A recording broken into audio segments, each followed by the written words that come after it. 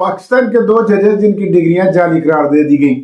सबसे पहले जस्टिस सफदर शाह। भुट्टो की फांसी को 3 जजेस ने अपोज किया, जिनमें एक जस्टिस सफदर शाह भी थे, और उसने अल्फाज ज्यादा इस्तेमाल किए, ज्यादा उसके खिलाफ हो गए और उसकी डिग्री जाली करार दे दी गई।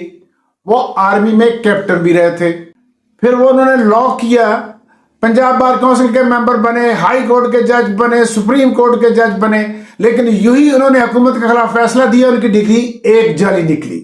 अब वही हाल तारिक जहांगीरी का है। तारिक जहांगीरी पंजाब बार के मेंबर बने, डिग्री ठीक थी। एडिशनल एडवोकेट जनरल बने, डिग्री ठीक थी। इस्लामाबाद हाई कोर्ट के जज बने, डिग्री ठीक थी। वो बहुत सारे फैसले उन्होंने किए, वो डिग्री ठीक थी। यूं ही उन्होंने फार्म 47 की हुकूमत के खिलाफ वर्डिक्ट देना शुरू किए, उनकी डिग्री जाली निकलाई। कराची यूनिवर्सिटी ने उनकी डिग्री को दुरुस्त करार दिया है।